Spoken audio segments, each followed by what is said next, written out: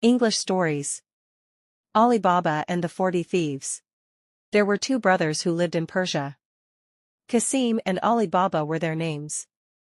They lived with their father, but soon one day the father of both the boys died. After the death of their father, the brothers fought more often. "It's not your home anymore," Qasim, the oldest brother, stated after fighting with his brother. "Leave and don't return." Ali Baba had gone out of his residence. He climbed the mountain and discovered 40 thieves. "Open sesame," they shouted in front of the large rock. The big rock parted with the magical chant, and all 40 robbers rushed within. "What a sight!" Ali Baba exclaimed. "Open sesame!" Ali Baba exclaimed when the thieves had all fled. Ali Baba entered through the door on the rock. The cave was brimming with valuables. Ali Baba said, "Amazing." He returned home with some of the goodies, and slowly, he grew wealthy. As he started living a happy life, he recruited a maid, who would help Ali in his household chores. The maid was a clever, brave and beautiful young woman. Ali Baba's sibling, found out about it shortly after. He was envious of Ali. "Where did you obtain all these things?" Qasim asked Ali Baba when he paid him a visit. Ali did not answer at first. Qasim persisted in his inquiries. Finally, Ali Baba revealed the remote location to Qasim. Qasim was impatient. "Open sesame," he yelled as he dashed to the cave. The gate started opening. He was ecstatic, and he crammed all of the treasures into his sack. When he was ready to leave, however, he discovered the door had been shut. He sobbed as he struggled to recall the magical phrases. "Open donkey. Open monkey," he exclaimed. He tried over and over again.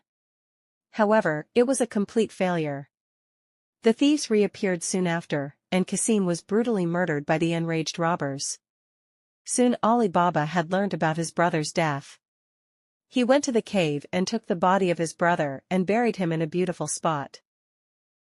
After realizing the body of the man missing, the robbers were even more enraged than earlier. "Someone was here, and he stole the man," they stated. "Let's go to town and look for him." They quickly realized it was Ali Baba. Finally, one of the robbers caught a glimpse of Ali Baba. He scribbled something on Ali Baba's door.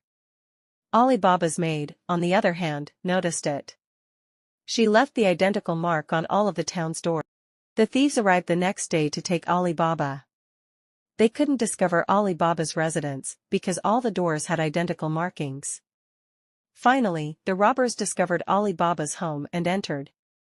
They took refuge in large jars.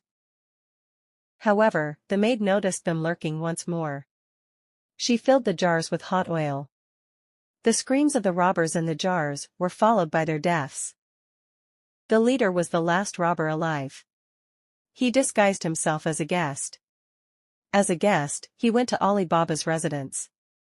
Ali Baba's maid, on the other hand, knew who he was. She arrived with 2 swords and began dancing to entertain the guests. She inched closer to the thief as she went. She instantly stabbed him. Ali Baba afterwards found out what had transpired. Her assistance and insight astounded him. "Thank you for saving my life," he expressed his gratitude. Ali Baba married his maid, and the two had a happy life together.